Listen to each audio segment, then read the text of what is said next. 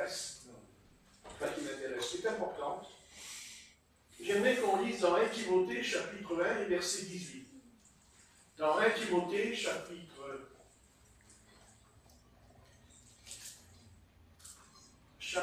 1 et verset 18, et j'ai demandé à Jean de le lire. Parce que comme il est en forme.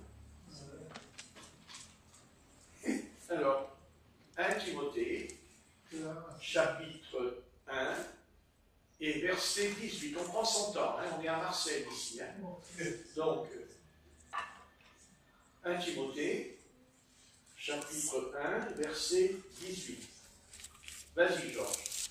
Le commandement que je t'adresse, Timothée, mon enfant, sont les prophéties faites précédemment à ton sujet, c'est que, d'après elles, je combatte le bon combat, en gardant la foi et une bonne conscience.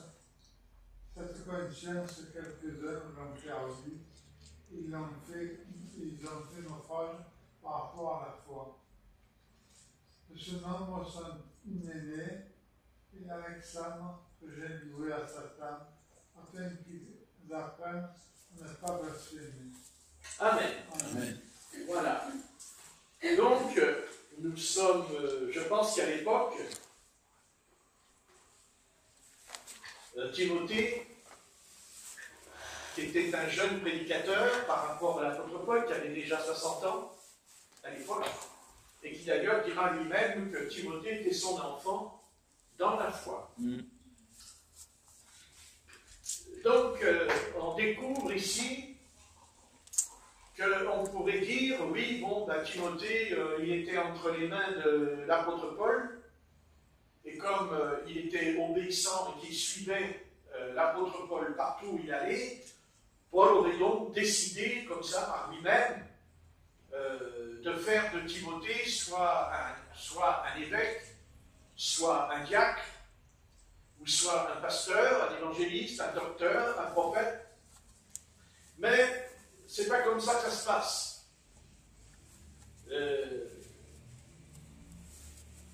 Les églises qui sont devenues des dénominations religieuses ne fonctionnent pas comme le Seigneur le voudrait. L'appel de Dieu ne se fait pas parce qu'un homme a décidé. L'appel de Dieu, ça ne se fait pas parce que j'ai été à l'école biblique pendant 3 ans et demi.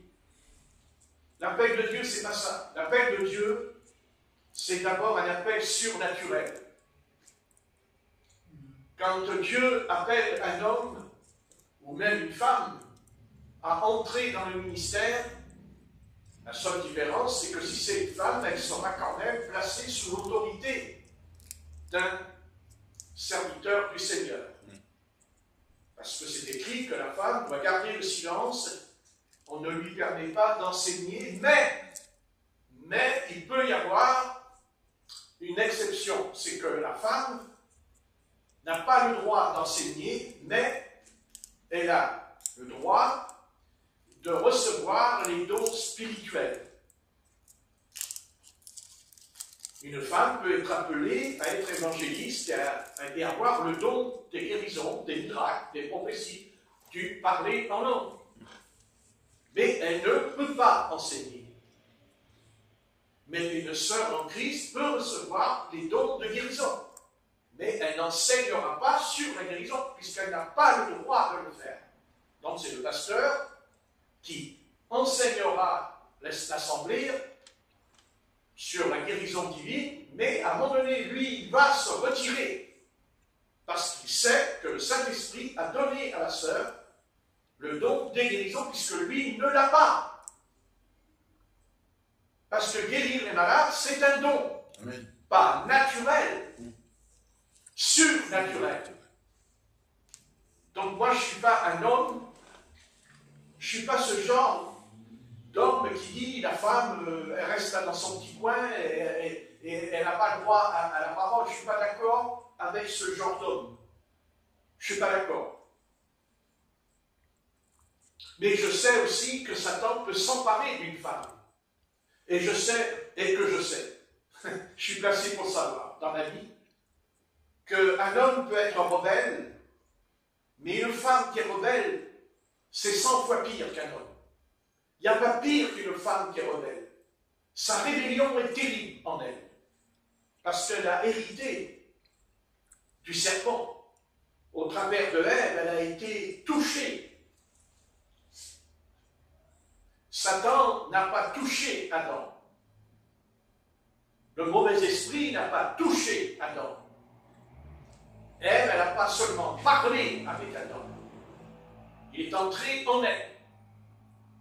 Et on pourra dire ce qu'on veut sur moi avec cette histoire du semence du serpent qui choque.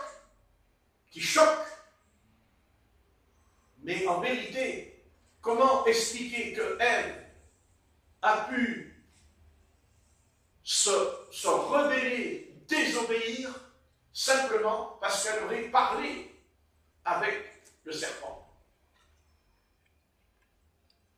De toute façon, le serpent est entré en elle. Et pour entrer en elle, il n'y avait pas d'autre chemin, il n'y a pas d'autre voie. C'était l'acte sexuel. Il n'y a pas... C'est comme ça que c'est passé.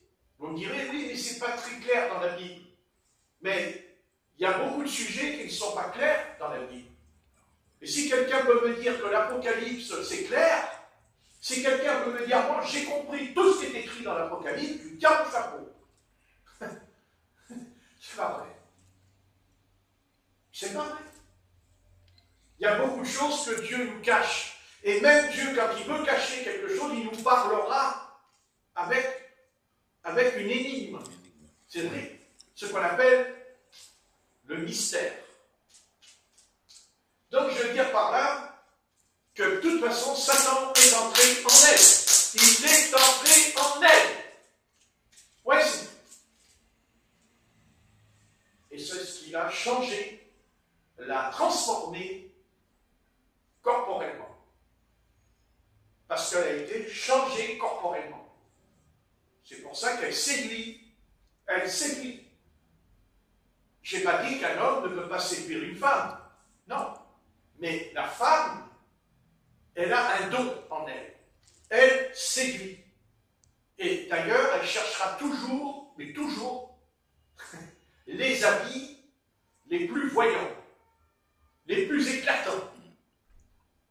Et aujourd'hui, nous sommes dans un siècle que ça dépasse tous les siècles de l'histoire humaine. C'est qu'aujourd'hui, les femmes ne s'habillent plus, mais elles se déshabillent. Jamais chose aussi abominable, aussi horrible, parce qu'on fait toute une histoire pour les homosexuels. Mais les homosexuels, ils s'habillent, ils sont habillés. Eh oui, ah oui. Ben, nous avons des homosexuels comme, je ne vous dis pas le nom, comment on est, il est bien habillé lui aussi, mais sans rien. Et le premier, parce qu'il y a le premier et le deuxième. Vous voyez? Marquez, il faut bien être deux pour faire un couple. C'est ce que vous voulez que je vous dise. Voilà. Peut-être que dans le lit, ils doivent parler des problèmes des Français, peut-être, quand ils font cacac. C'est pas possible. Mais bon, je ne vais pas aller plus loin dans mon propos, parce que je risque d'aller dormir aux pommettes. Donc, comme je n'ai pas trop envie, je vais être tempérant dans mes propos. Mais en attendant, nous n'avons jamais vu, et moi je ne supporte pas, je n'accepte pas, je ne peux accepter. Même avant ma conversion, même avant, j'étais contre. J'ai du mal à saisir, ça me fait mauvais en moi quand je vois des jeunes filles qu'on voit là, dans la rue. C'est insupportable. C'est vilain, c'est pas beau. Avec les jambes et des bas noirs, la jupe comme ça pour tout le monde. C'est le mal. C'est le mal. Mais encore, si tu veux te déshabiller, fais-le dans ta maison. Si tu veux t'habiller comme ça, fais-le dans ta chambre. Puis voilà. Et puis regarde-toi dans le miroir si tu veux, toute la journée, toute la nuit. Tu verras, tu ressembles à un pantin. Ben oui. Il n'y a pas plus joli qu'une femme qui porte des cheveux longs, qui porte de belles robes. voyez, comme notre sœur Phénomène, comme je me rappelle de son nom extraordinaire, Stéphanie, et aussi Corinne qui s'habille avec des belles jupes, c'est joli, on a envie de les honorer, on a envie de les respecter. Vous imaginez demain que Phénomène elle rentre ici avec une mini-jupe. Vous vous rendez compte? Mais imaginons-nous ces choses. Et son mari dit, oh, qu'est-ce que t'es jolie, mon épouse. Mais il n'a pas besoin, puisque c'est son épouse, donc il a le droit, lui, de voir, il a le droit, même de toucher, il a le droit, et de voir. Mais chez lui, dans sa maison, il a le droit. Mais après, la sœur, elle n'a pas à faire ça devant nous. C'est ignoble. Non. L'apôtre Paul nous avertit, l'apôtre Pierre nous avertit au sujet des sœurs. Et même l'apôtre Pierre nous dit que les sœurs sont semblables à la Nouvelle Jérusalem, puisqu'il dit que la Nouvelle Jérusalem, quand on dit qu'est-ce que dit l'apôtre? Ne se barre ni de tresse, ne se barre de parure pour séduire.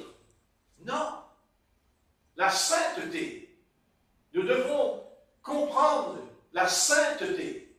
Seule la sainteté nous donnera, même si on est malade, même si on est faible, mais du moment qu'on marche dans la sainteté, on se relèvera, on sera fortifié, restauré, on sera relevé, parce que la sainteté porte et rejette tous les germes impurs. Car ne cherchons pas à gauche et à droite. D'où vient la maladie? La maladie vient du péché. Et le péché est quelque chose que le Seigneur ne supporte pas. Dieu ne veut pas le péché. Le péché, c'est une semence. Dieu lui-même est une semence. Il le dit, il nous l'a enseigné au travers de son Fils, le Seigneur Jésus-Christ. Il dit, il y a 4 terrains. Il dit, il y a 4 terrains. Et à un moment donné, il parle d'un terrain en disant, la semence a été semée. Mais il dit, le diable est venu et il a enlevé la semence. Comprenez? Dieu nous a créés. Nous ne sommes pas seulement une créature. Nous sommes une semence. Nous sommes une semence. Et il n'y a pas d'autre solution, parce qu'elle est claire dans la Bible. Il y a la semence du diable et la semence de Dieu. La semence du diable, c'est les ténèbres, c'est le péché. Le péché, c'est la désobéissance, c'est la rébellion contre Dieu, c'est-à-dire un esprit qui est contre Dieu, car Dieu est esprit. Et Dieu nous a créés et il nous a donné un esprit. Les animaux n'ont pas d'esprit. Ils ont un corps et ils ont une âme. Et quand les animaux meurent, leur âme, elle meurt avec. Mais pas la nôtre. Elle continue à vivre. Parce que notre âme est éternelle. Et que je sois sauvé ou pas, j'ai la vie éternelle. Mais dans le mot vie, c'est que je suis sauvé dans le sens que j'entre dans le paradis. Et que je ne vais pas en enfer. La chair, le sang de l'homme est corrompu. L'homme est né corrompu. Mais il y a des exceptions. Et là, j'en reviens à ce que j'ai dit tout à l'heure, à l'appel. Car souvenez-vous que Dieu dit à Jérémie, dès le ventre de ta mère, je t'ai établi et je t'ai consacré prophète des nations. Dans le ventre de ta mère. Il y a des centaines et des milliers de pasteurs qui disent il n'y a pas de prédestination, ça n'existe pas dans la Bible. C'est pas vrai, c'est faux. Dieu nous a prédestinés avant la fondation du monde. Et ce que nous sommes ce soir, C'est pas quelque chose qui s'est manifesté uniquement dans le présent. Mais Dieu a vu, le mot il dit, dans sa préscience, dans l'élection. Dieu a vu. Nous étions dans le sein de notre mère. Et nous étions du Seigneur. Nous étions de lui. Parce que nous étions de sa semence. C'est pour ça que nous avons son esprit. Parce que c'est ça. C'est ça la différence. Dans la Bible, il y a 3 esprits. Il y a l'esprit de l'homme, il y a l'esprit de Satan et l'esprit de Dieu. L'esprit. Les animaux n'ont pas d'esprit. Ils ont l'instinct, mais pas d'esprit. Ils n'en ont pas. Ça ne veut pas dire qu'ils n'adorent pas le Seigneur, puisqu'il nous est parlé du cerf, n'est-ce pas, qui brame et qui loue l'Éternel dans les psaumes. Mais c'est leur âme. Nous, c'est différent. Notre âme ne peut pas s'asseoir dans les lieux célestes. Elle n'a pas le pouvoir, la capacité de s'asseoir dans les lieux célestes. Elle ne peut pas entrer dans le surnaturel. Et elle ne doit pas entrer dans le surnaturel, car elle va être possédée par les démons. Notre âme, pour qu'elle ne soit pas possédée, il faut qu'elle soit lavée, il faut qu'elle soit purifiée. Il faut que Satan ne puisse pas avoir accès dans notre âme. Car Satan ne peut pas entrer dans notre esprit. Parce que Dieu a créé notre esprit. C'est Dieu qui est esprit. On ne peut pas entrer, mais on peut rentrer dans l'âme. Il rentre dans notre âme. C'est pour ça qu'on doit veiller sur notre âme. Oh, mon âme, loue l'Éternel, dira le roi David. C'est ton âme. C'est-à-dire ton âme, c'est ta volonté. C'est ta personnalité. C'est ton intelligence. C'est ton âme. Quand tu es intelligent, c'est ton âme. Mais quand il s'agit de prier, quand il s'agit de lire ce livre, c'est ton esprit. C'est ton esprit. Dieu créa et Dieu a placé. Il a placé choses dedans. Et ça, c'est pas ce soir. C'est pas hier, c'est pas pour demain. C'est avant même que tu viennes au monde. Avant même que tu sois là, sur cette chaise. Tu lui as toujours appartenu. Tu as toujours été de lui. Mais le Seigneur nous avertit dans la parabole des 4 terrains. Il nous dit, attention, il n'y a qu'un seul terrain qui va persévérer, qui va continuer, malgré les épreuves, malgré les tribulations, malgré la souffrance, nous continuerons à aller de l'avant. Et nous avons lu ici, au sujet de Timothée, nous avons eu le commandement que je t'adresse, Timothée, mon enfant, selon les prophéties faites précédemment à ton sujet. J'aimerais simplement dire qu'il y a beaucoup de jeunes prédicateurs qui disent « Ah, mais moi, j'ai reçu des prophéties. Ah, mais moi, Dieu m'a appelé. J'ai reçu des prophéties. J'ai entendu la voix de Dieu qui a parlé au travers d'un frère ou d'une sœur quand on était en prière. Il y a eu un don de parler en langue, peut-être en russe, en hébreu, en arménien, qu'importe. Et il y a eu la traduction. Dieu a dit, je t'appelle. Dieu a dit, tu as un ministère. C'est ce que dit ici le texte. Le commandement que je t'adresse, Timothée, mon enfant, selon, pas la prophétie, les prophéties. Donc il n'en a pas reçu qu'une. Il n'en a pas reçu qu'une. La Bible dit dans un autre passage que tu as reçu par l'imposition des mains des anciens. Dans un autre passage. Alors tout le monde est d'accord. C'est formidable. Dieu m'a appelé. Dieu m'a donné des prophéties. Alléluia. Il m'a dit, je serai un grand évangéliste international. Il m'a dit, j'irai devant les rois, devant les gouverneurs, Et oui, et j'imposerai les non malades, et les malades seront guéris. Formidable. Dieu l'a dit. C'est Dieu qui lui a dit. Mais Dieu va se faire. Voyez, c'est pour ça que j'ai toujours été admiré. J'admire l'apôtre Paul. Ah, je l'admire. Parce que c'est un homme de Dieu, l'apôtre Paul. Un homme de Dieu qui voit les choses d'une profondeur unique en son genre. C'est qu'il dit, écoute Timothée, tu vois, tu as entendu les prophéties. Tu as entendu, Dieu t'a appelé, Dieu t'a dit ceci, cela, tu es content. Mais Dieu lui dit, attention Timothée, attention. Ah, selon les prophéties faites précédemment à ton sujet, c'est que d'après elle, tu combattes le bon combat. Ah Dieu, au nom de Christ, tu combats le bon combat. Et nous pensons,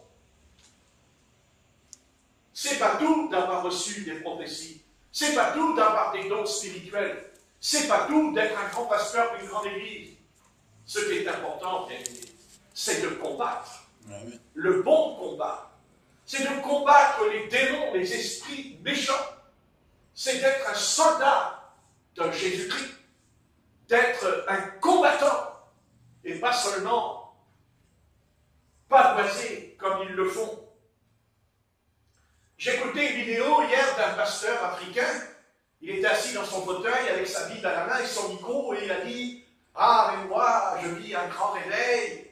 Il y a des conversions dans différents pays quand il y va. » J'ai dit « Oh, très bien. » Et à un moment donné, il dit cette phrase, et là, il a tout démoli en quelques minutes, il a démoli tout ce qu'il a raconté. Et il a dit « Oui, mais vous savez, c'est pour cela que les gens me demandent. » Et là, c'est pour cela que les pasteurs me demandent. C'est pour cela que les milliers de chrétiens me demandent. Ah, j'ai dit, c'est bon, mon ami, Satan t'a eu. Parce que vous voyez, quand on dit les gens me demandent, c'est pas l'humilité. Ce n'est pas l'humilité. Non, non, non, non. Et c'est bon. Il est cuit, le gars. Il est cuit. Parce qu'il est entré dans ce que Satan a voulu de lui. Ce n'est pas le Seigneur, mais c'est moi. C'est moi. C'est moi. C'est moi. Non. Non, ce n'est pas toi. Non. Les chrétiens n'ont pas besoin d'or. Les chrétiens n'ont pas besoin de voir Patrick Bart. Les chrétiens n'ont pas besoin de rencontrer Patrick Bart. Les chrétiens ont besoin de rencontrer le Seigneur qui est dans Patrick Bart. Amen. Les chrétiens ont besoin de voir le Seigneur quand ils prêchent. Ils ont besoin de voir le Seigneur parce que lui seul est le chemin, la vérité et la vie. Parce que seul lui est humble. Seul lui est doux. Amen. Et patient. Et qu'un homme restera un homme. Et vous savez, voilà, les gens me demandent. Oh, ah non. Ah non, frère. Non. Non. C'est pas bon. C'est pas bon. Et j'ai prié pour lui devant la vidéo, en le regardant, quand il parlait. Et j'ai dit, ouvre-lui les yeux, parce que quand on commence à parler comme ça, ben c'est que, vous voyez, soit il est déjà tombé, ou soit il va tomber. C'est certain. J'en suis sûr. Ou il est déjà tombé. Ce qui peut l'amener à parler comme ça. Non. Non. Non, les gens me demandent. Non. Il a dit, c'est pour cela qu'il y a un réveil. Parce qu'on me demande. Vous vous rendez compte? Comme s'il était l'auteur du réveil. Non. Un réveil ne vient que par le Saint-Esprit. Mais le combat, la lutte, combat, mais le bon combat. Pas n'importe quel combat. Le combat de la foi. La foi véritable. La doctrine apostolique. Combat. Combat. On peut prendre un autre passage. Un autre passage. Dans 1 Timothée chapitre 6 et verset 13. 1 Timothée 6, verset 13, et je demanderai à Stéphanie de le lire, puisque j'ai dit les sœurs aussi. Donc je ne peux pas lire encore un autre frère, parce que je me contredirai.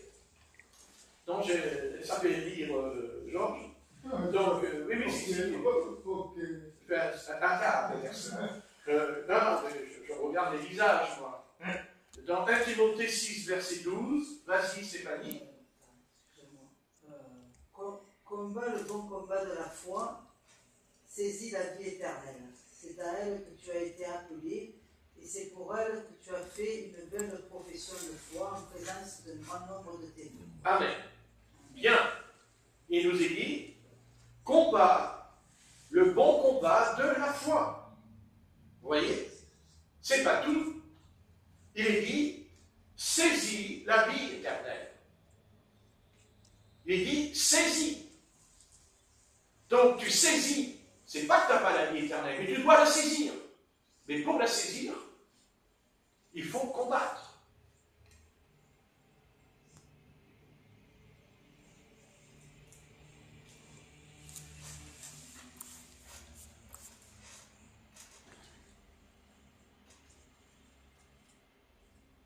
On peut toujours être converti, mais ne plus combattre.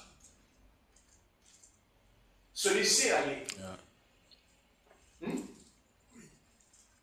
Se laisser aller dans la prière, se laisser aller dans l'étude de la Torah. Dans l'étude de la Torah. On se laisse aller. Donc, pour ne pas se laisser aller, on est appelé à être un soldat. Un soldat. Mais Dieu ne nous envoie pas à la guerre les mains vides. Amen. Parce que dans l'Épître aux Éphésiens, il nous est dit que nous combattons parce que nous avons reçu les armes de l'Esprit pour combattre les hommes. Non. Car Paul dit, nous ne combattons pas la chair et le sang, mais les mauvais esprits, les démons. Les démons.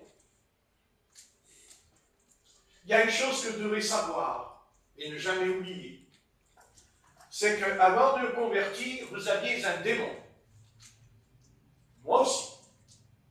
Et que ce démon, de toute façon, nous a donné l'incrédulité, le doute. Nous a fait même ignorer que le Seigneur existait quand on était sous l'emprise de ce démon.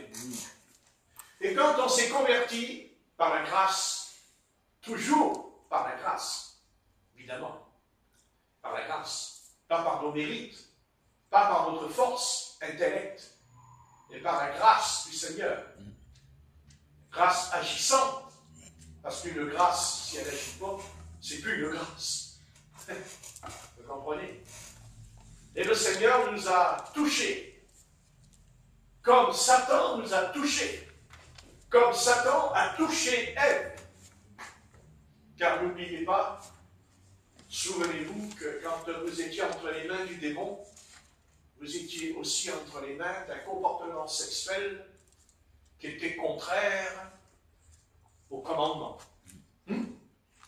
Non? À votre avis? Car je pourrais aller plus loin dans la pensée. Vous savez que la Bible, normalement, d'après la Bible, si on veut s'en tenir maintenant à la Bible, hein, mais on sait très bien qu'on n'a pas pu. Que normalement, une jeune fille et un jeune homme qui se marient ne doivent pas avoir de relations sexuelles avant le mariage. Très bien. Donc là, vous savez, le gars, franchement, c'est pas la peine, hein, on ne va pas rentrer dans les détails. D'accord? Amen. Bien. Donc, vous voyez, on avait un démon. On avait un démon. Quand on s'est converti, le démon a été chassé par Jésus-Christ. Mais ça ne veut pas dire qu'il ne peut pas revenir. Il peut revenir, et il revient. Il revient de différentes manières. Bien sûr, il n'a pas autant d'emprise que la première fois. Parce que nous avons été lavés, nous avons été purifiés par le sang de Jésus-Christ. Mais, on peut fouler le sang par terre. C'est ce que dit l'Épître aux Hébreux, au chapitre 10. Fouler le sang du Seigneur. C'est-à-dire permettre à l'adversaire de revenir et d'entrer. Bien sûr. Il est écrit que cette condition sera pire que la première. On est d'accord, pire que la première. Oui. Donc nous avons été délivrés. Amen. Nous avons été libérés de la puissance des ténèbres. Mais quand on combat, il ne faut pas se tromper de combat. Il ne faut pas se tromper de combat. C'est pour ça que je vous invite, on pourrait lire dans 1 Timothée 6, 12. 1 Timothée 6, 12, s'il vous plaît. 1 Timothée 6, 12.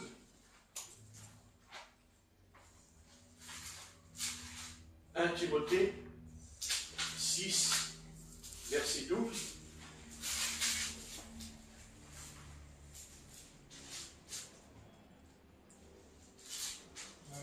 On l'a eu déjà, non? Ouais, elle a eu. C'était le 12 qu'on a eu tout à l'heure. Attendez. Combat, le beau combat. Attendez. 1 Timothée 6,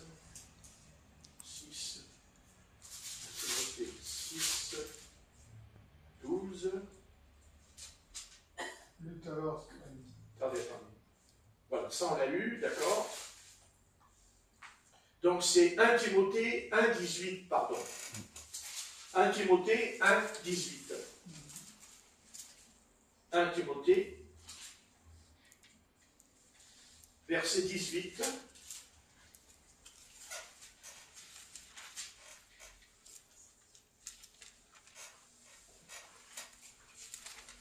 Vas-y, Pierre. La recommandation que je t'adresse, Timothée, mon enfant, selon les prophéties faites précédemment à ton sujet, c'est que d'après elles, tu combattes le bon combat en gardant la foi et une bonne conscience. Voilà, on s'arrête là. Verset 18, c'est ça? D'accord. Très bien. Maintenant, on lit 2 Timothée 4, verset 7. 2 Timothée 4, verset 7. 2 Timothée 4, verset 7.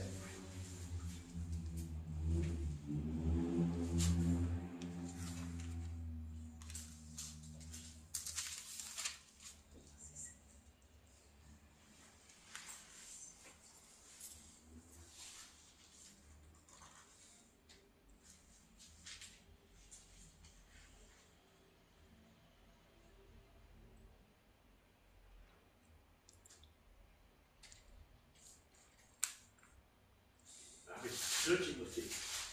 Moi, je suis dans 1 Timothée, c'est pour ça que je ne trouvais pas. 4, verset 7. Voilà. On va lire même le verset 6. Vas-y, Alain.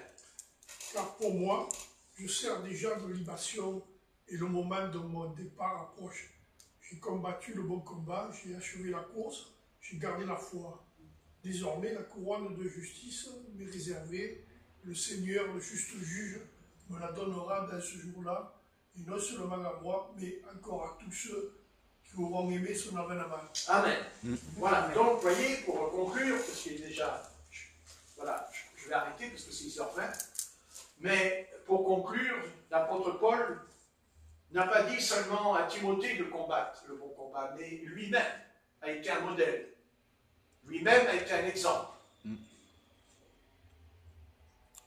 Et rien n'est pire quand nous ne sommes plus un modèle.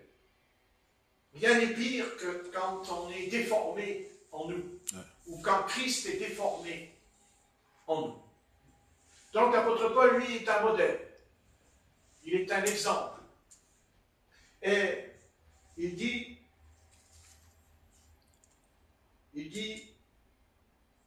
car pour moi, je sers déjà de libation, et le moment de mon départ approche. Donc, vous vous rendez compte que le Seigneur a dû lui dire quelque chose là, parce qu'il ne peut pas dire ça si Dieu ne lui a pas parlé. Il ne peut pas dire une chose pareille, mon départ est proche, je parle. Mais lui, Dieu lui a dit qu'il allait quitter la terre. Mais avant de quitter la terre,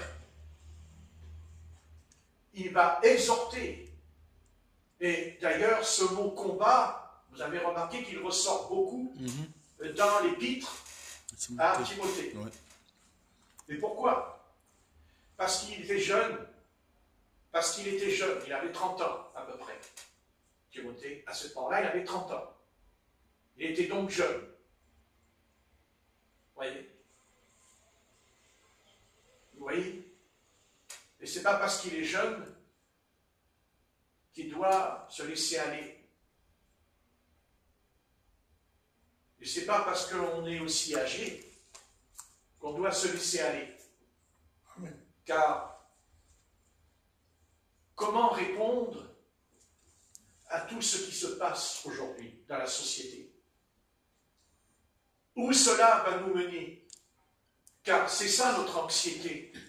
Non pas que nous vivons dans l'anxiété, mais nous sommes quand même anxieux, non pas anxieux de nous-mêmes, mais comment cela va se terminer?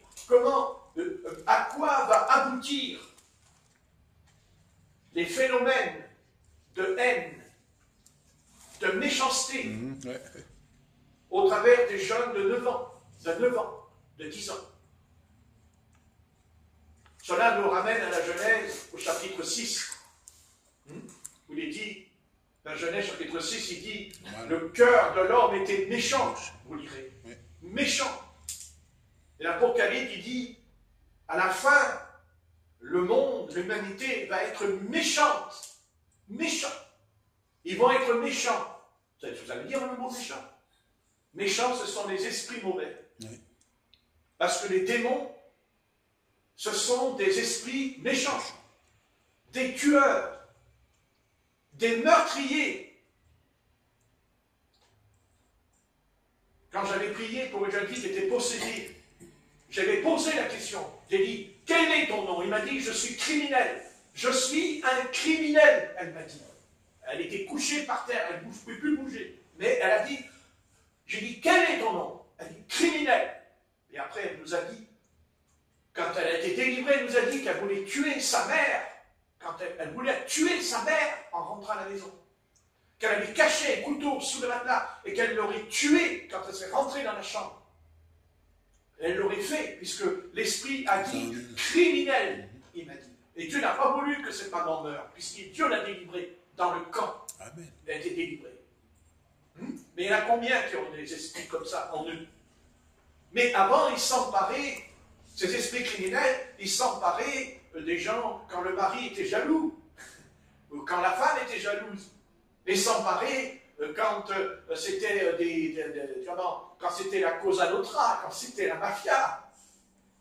Mais aujourd'hui, on ne parle plus de mafia, on ne parle plus d'organisation criminelle, on vous parle d'enfants de 9 ans. De 9 ans. 9 ans. Il a tué l'autre jour avec un couteau. Mais il n'y en a pas qu'un. Tous les jours. Tous les jours. Vous voyez ce que je veux dire? Parce qu'ils sont possédés. Parce qu'ils sont possédés. Mais pourquoi ils sont possédés? Parce qu'il y a un autre démon qui est entré. Et là, il n'est pas rentré dans l'homme. Il est entré dans Internet. Il est entré dans Internet. Il est dans Internet. Avec la pornographie. Hein? Non? Et même dans le smartphone. À l'école, ils regardent en dessous la table les films. pendant qu'il y a le cours. Vous voyez? La porte est ouverte. La porte est ouverte. La porte s'ouvre à 9 ans, même avant. Et même, le gouvernement, au mois de septembre, va mettre les livres à la maternelle. Ils ont montré tout à l'heure les livres. Ils ont montré les livres. Mais ils n'ont pas montré les images. Ils ont montré le livre à la main, que les enfants vont avoir. Mais ils n'ont pas voulu montrer ce qu'il y a dedans. Ils n'ont pas voulu montrer les images. Il dit, mais montre-les les images. Pourquoi vous ne montrez pas l'image? Oui, c'est ça. Ouvrez le livre et montrez-le devant tout le monde, ce qu'il y a dans le livre. Non. Parce que dans le livre, eh bien, il y a le sexe. Il y a des femmes, des hommes. Où le petit enfant va lui dire quel sexe tu veux. Quel sexe tu veux. Et puis tu pourras le changer. Tu iras à l'hôpital, on va t'opérer et on va te changer ton sexe. Pourquoi faire? Pourquoi? Pour uriner, mais on peut uriner avec les deux. C'est la même chose. C'est pour autre chose qu'on le change. C'est pour le plaisir. C'est pour le plaisir. Voyez? Alors qu'on ne vienne pas me chanter qu'il n'y a pas eu dans le jardin d'Éden, excusez-moi, un petit problème dans ce domaine entre le serpent et Ève. Parce que comment expliquer que de génération en génération, ce problème a évolué de plus en plus dans le mal. Expliquez-moi pourquoi Adam a dit à l'Éternel, je suis nu. Pourquoi l'Éternel les a habillés avec des feuilles de figuier alors qu'ils n'en avaient pas sur eux? Pourquoi? Au départ, oui. Parce qu'ils étaient nus. Et Dieu dit, qui t'a dit que tu es nu? C'est le serpent. C'est le serpent qui t'a dit que tu étais nu. Oh, c'est le péché. Voilà. Le péché originel. Mais oui. Et plus nous allons aller vers la fin du monde, lisez l'Apocalypse, ce péché va monter, se développer. Avant, c'était les adultes qui plongeaient dans la bassine du cauchemar sexuel. Et aujourd'hui, c'est les petits-enfants. Maintenant, bientôt, ce sera les bébés aussi. On va créer des bébés, voyez, pour qu'ils soient portés, pour qu'ils aillent dans cette chose. Parce que c'est une transmission. Parce que c'est une porte qui est ouverte à la puissance des ténèbres. La porte est ouverte. Vous savez ce que c'est qu'une porte qui est ouverte? Est-ce que vous savez? La porte, elle est ouverte. Et le chat, le chien qui est là, si je ferme la porte, il n'entre pas. Certes, il est dans la maison, mais il n'entre pas ici. Parce que la porte est fermée. Et sachez que dans votre intelligence, il n'y a pas qu'une porte.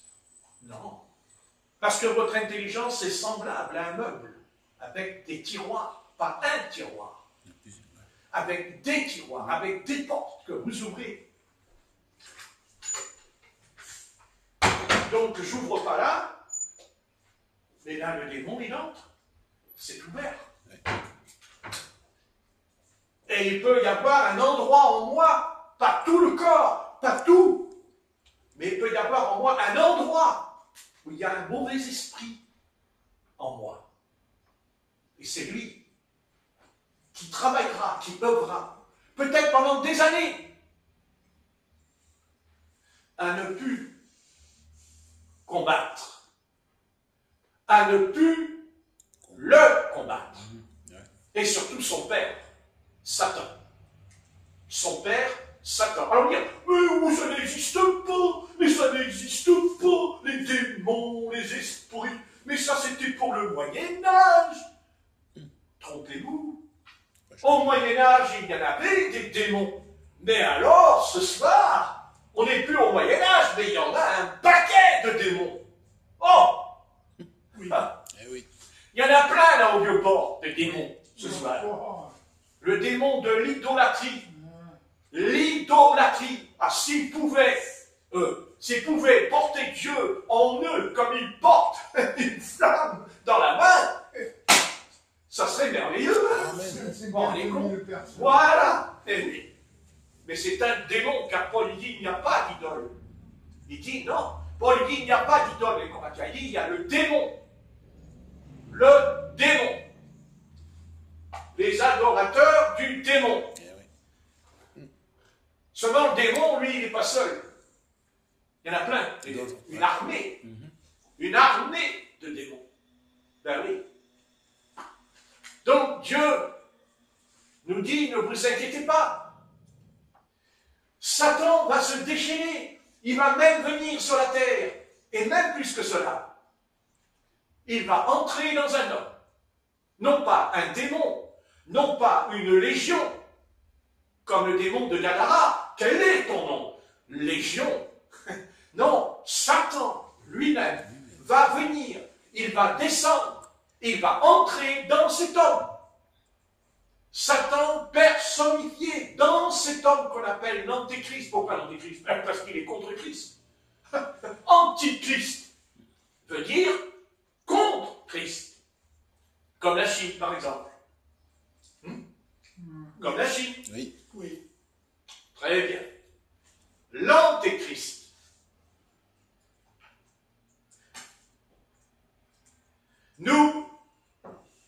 Nous avons été choisis dès le sein de notre mère.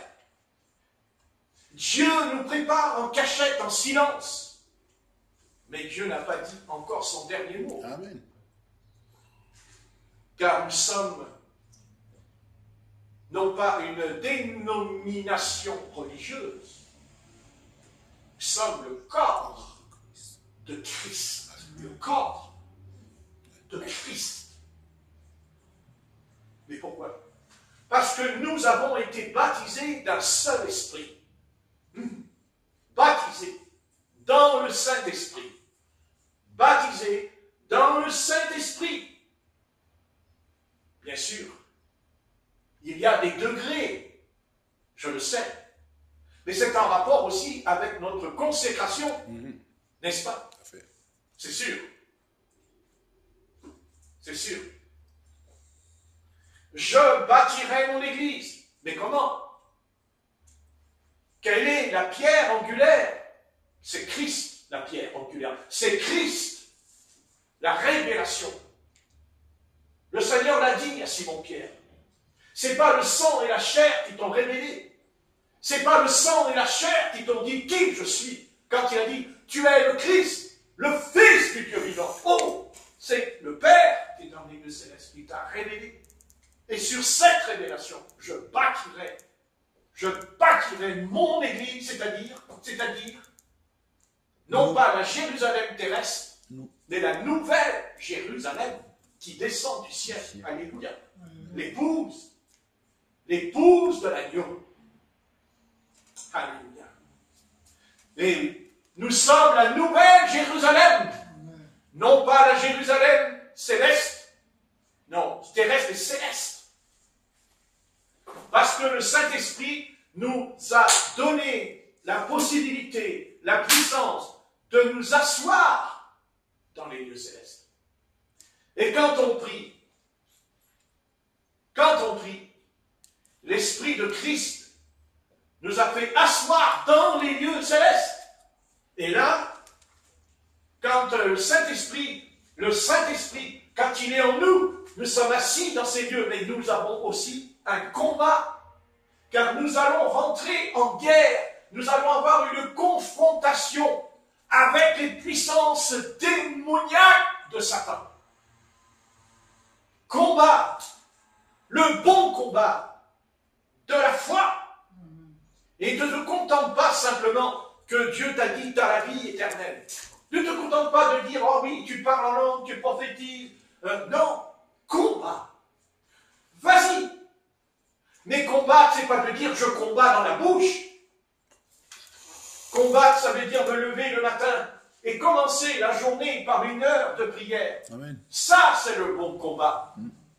Alléluia. Alléluia. Le bon combat, c'est de prier le soir avant de dormir. Amen. Ça, c'est le bon combat. Amen. Ça, c'est le combat. Le bon combat, c'est de garder la saine doctrine apostolique. Oui ou non? Amen. Ça, c'est le combat. Le bon combat, c'est de ne pas mentir. C'est pas de mentir. Le bon combat, c'est ne pas rajouter, retrancher à la prophétie biblique de l'Apocalypse au chapitre 22. N'est-ce pas? Combat. Ne renonce pas, va de l'avant. Et ne pose pas tes yeux sur le monde. Mais regarde à la croix. Amen. Regarde à Jésus-Christ. Lui, il a combattu. Lui, il a combattu sur la croix. Lui, il a combattu dans le jardin de Gethsémani. Père, pas ce que je veux, mais ce que tu veux. Ça, c'est le bon combat de la foi. C'est dire faire la volonté de celui qui nous a envoyés. Et Dieu nous a envoyés sur la terre. Dieu, il dit à Jérémie, ne dis pas je suis un enfant. Ne dis pas je suis un petit garçon.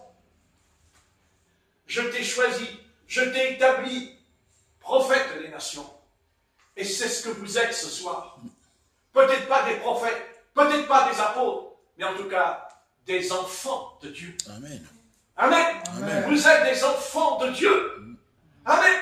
Et n'écoutez pas la voix du malin qui essaie de vous encore vous dire oui, mais tu sais, il faut y aller. Non, écoute la voix de ton Dieu ce soir qui essaye de te parler. Ne laisse pas les choses comme ça préoccuper ton esprit pendant que je prêche. N'écoute pas cette chose en toi, mais dis Seigneur Dieu, oh Dieu, ce que dit cet homme, oh Dieu, oh oui Dieu, je veux m'asseoir avec toi dans les lieux célestes. Amen. Je vais arrêter de penser.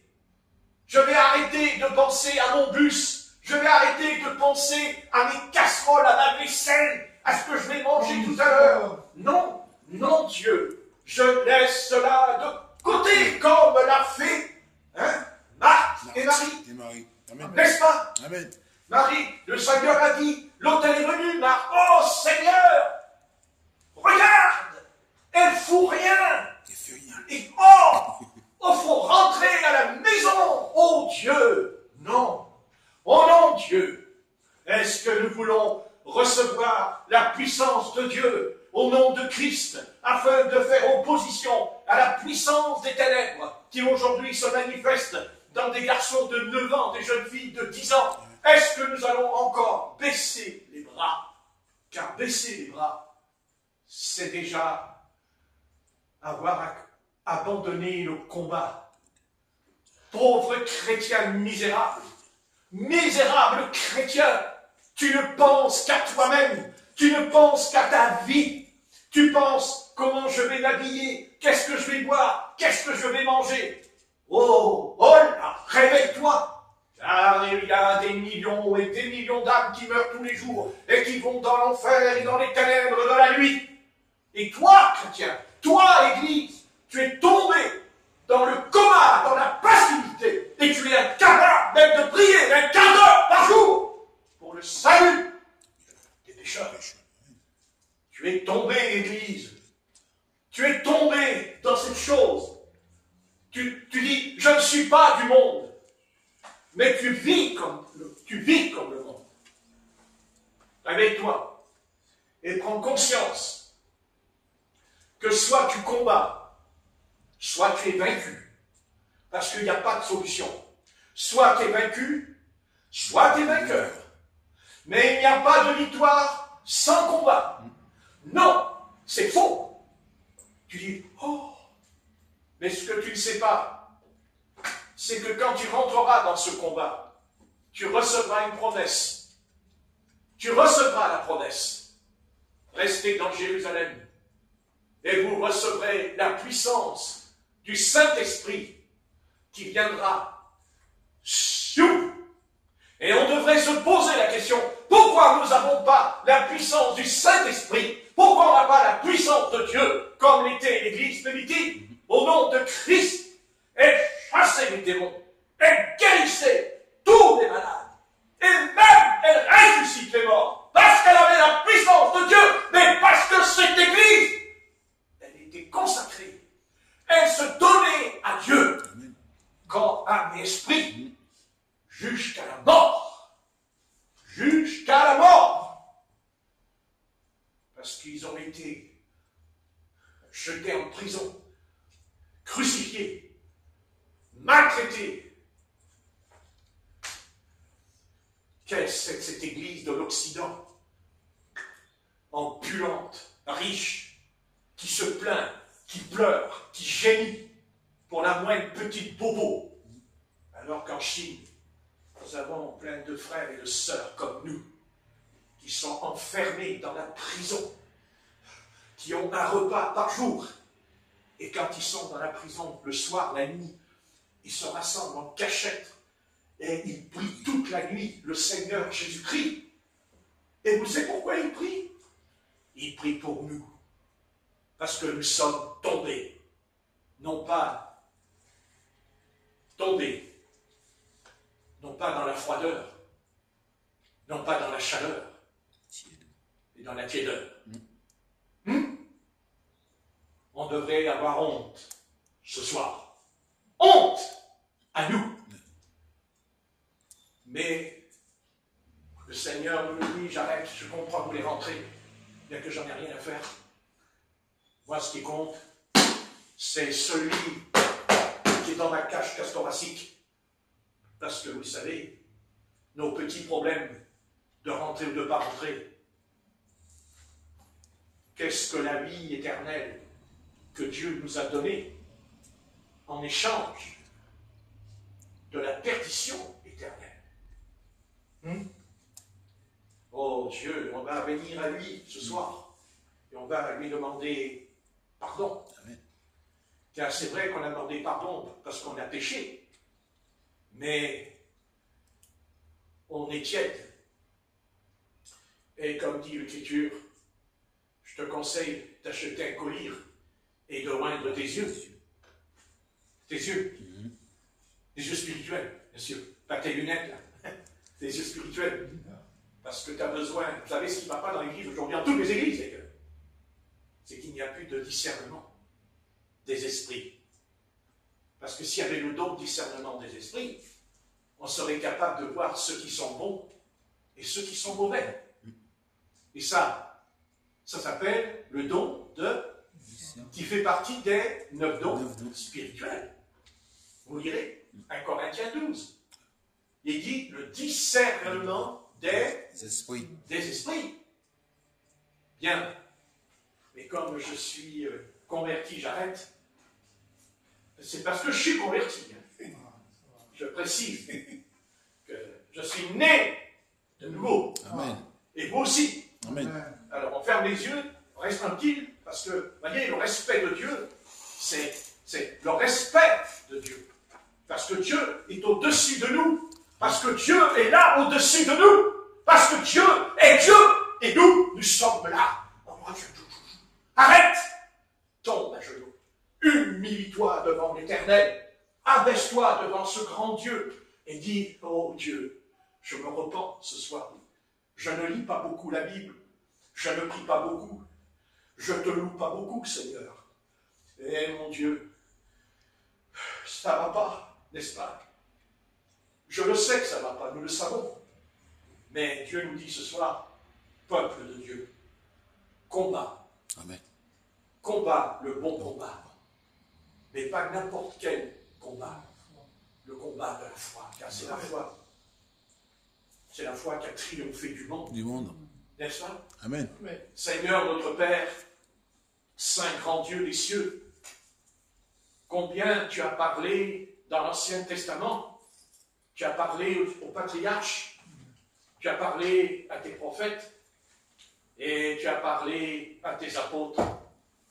Et tu leur as dit, on se reste assis, et on reste en prière, parce qu'on est dans le peuple de Dieu, et qu'on doit rester assis pour prier le Seigneur, afin d'avoir du respect pour lui. Allez, ça suffit. Maintenant, Seigneur, il est temps que tu amènes ces choses à la lumière de chacun d'entre nous, afin de comprendre que nous sommes dans le temple, que nous sommes dans la demeure de Seigneur, et qu'à un moment donné, il va falloir réfléchir et se poser la question, qu'une telle conduite devant ta face?